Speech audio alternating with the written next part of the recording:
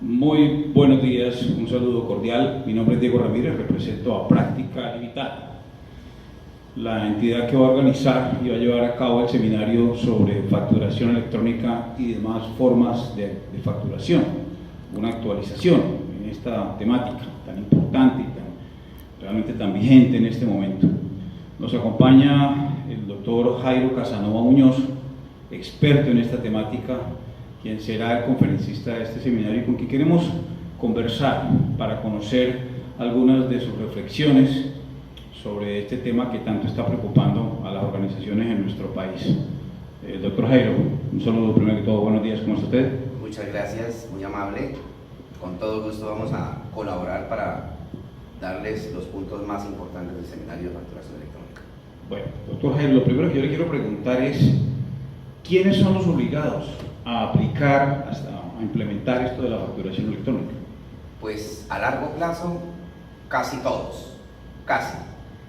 Yo diría más bien todos, porque el que no tenga el dinero para hacer un proceso de facturación electrónica complejo, porque su empresa es grande, la DIAN monta un programa totalmente gratuito para que las pymes y las MIPYMES hagan la facturación electrónica de manera gratuita. Es decir, conclusión, todo, doctor.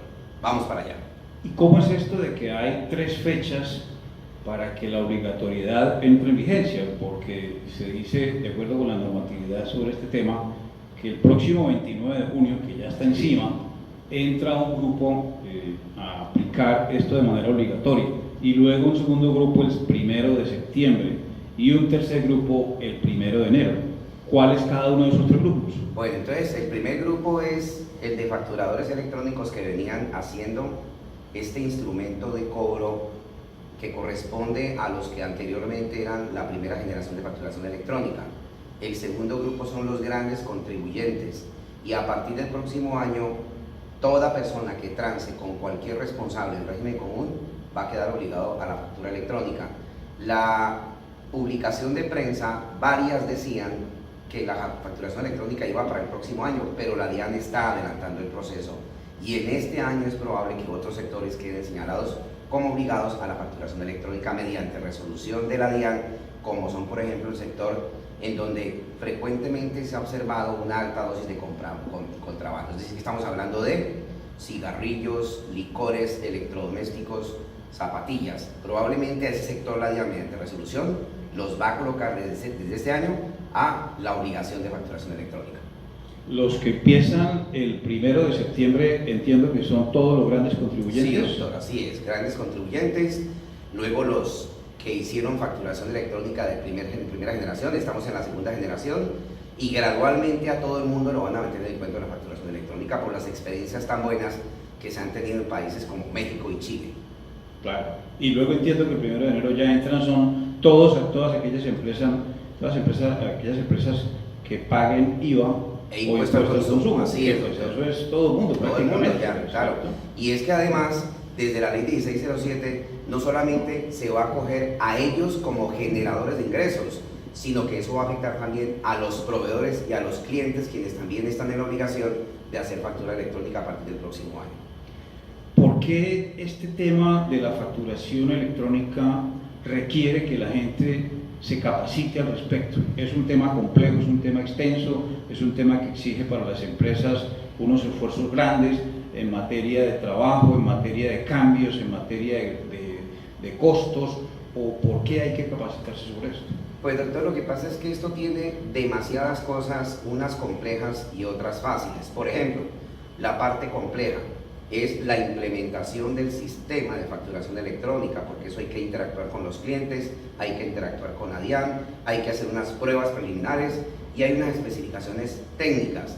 Y de otro lado, el seminario le va a servir no solamente para que usted sepa toda la temática nueva de facturación electrónica, sino que usted valore si la facturación electrónica que está haciendo o de papel que está haciendo en este momento, lo está haciendo de manera correcta. Y adicionalmente, también va a servir el seminario porque vamos a dar pautas para que usted controle lo que son las facturas de los proveedores que envían facturas o documentos equivalentes a su empresa, a fin de que usted tenga un excelente control y evite rechazo de costos y gastos. Estas miles y miles de empresas que van a quedar obligadas muy próximamente, porque el tiempo pasa muy rápido y ya estas fechas están encima. ¿Qué va a pasar en estas empresas con las otras formas de facturación que vienen empleando? ¿Las deberán dejar de lado para siempre o podrán seguir con ellos? Expresamente la normatividad está diciendo que si usted venía emitiendo factura de papel y entra el tema de la facturación electrónica, tiene que desarrollar 3 actos simultáneos. Primero, inhabilitar la facturación anterior. Segundo, no volver a utilizar esas facturas de papel. Tercero, tiene que pedir resolución de números para factura electrónica. Y ojo, porque hay algo muy importante, y es que simultáneamente se tiene que pedir la facturación de contingencia, es decir, por ejemplo, cuando se presente una anormalidad insuperable, entonces la empresa en ese momento no podrá hacer facturación electrónica. ¿Qué le toca hacer? Una facturación de papel que la van a controlar de la misma manera como se controla la factura electrónica. ¿Y qué va a pasar con las organizaciones, por ejemplo, del sector comercio, cuya factura o documento equivalente es emitido por una máquina registradora? En ese caso, ¿qué pasa con ese tipo de facturación? Bueno, la normatividad vigente dice que el hecho de que usted esté emitiendo una facturación por los medios, facturación POS, máquina registradora, la norma prevé que esos sistemas de facturación no van a desaparecer. Es decir, que van a ser simultáneos con la facturación electrónica. Por ejemplo, la 14 o los almacenes de grandes superficies, en este momento emiten factura POS. Si la DIAN los señala como obligados a facturar electrónicamente, van a coexistir. Las diversas modalidades de facturación POS o de máquinas registradoras van a coexistir con la facturación electrónica. Muy interesante todo esto.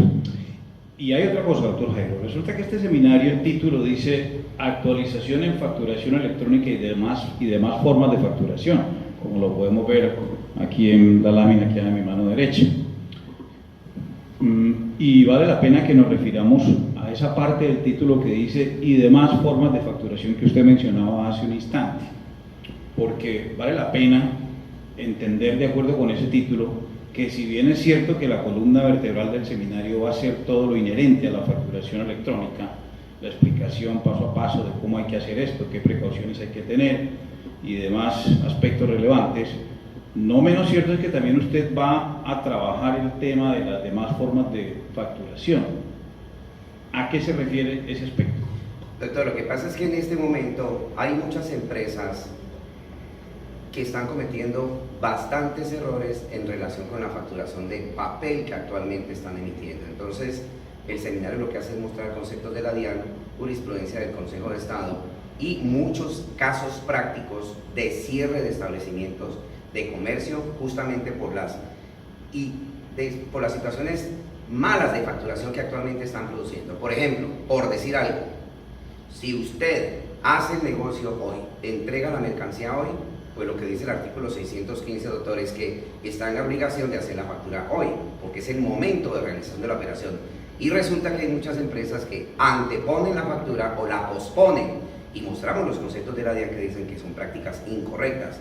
Y lastimosamente todas las consecuencias de una facturación electrónica o de papel mal elaborada, desafortunadamente da cierre de 3 días del establecimiento de comercio o una multa pecuniaria que con la reforma tributaria fue escandalosamente aumentada.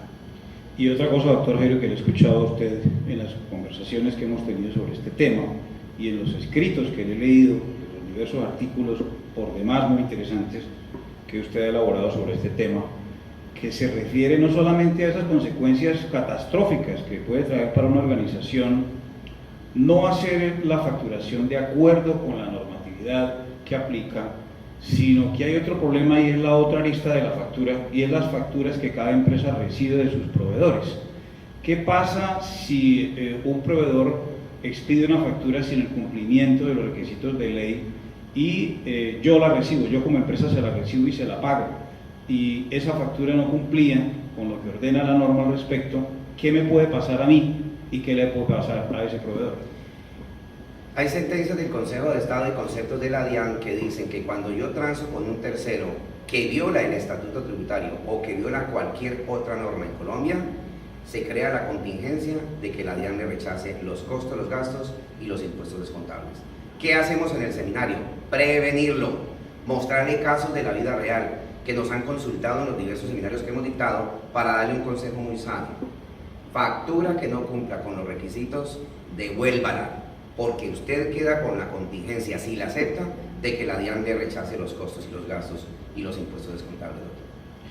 Pues entonces este tema es para que le pongamos atención en todas las organizaciones del país definitivamente, porque todos los días nuestras empresas emiten facturas y reciben facturas de sus proveedores, y hay que tenerlo entonces en cuenta por lado, por punta y punta, como quien dice.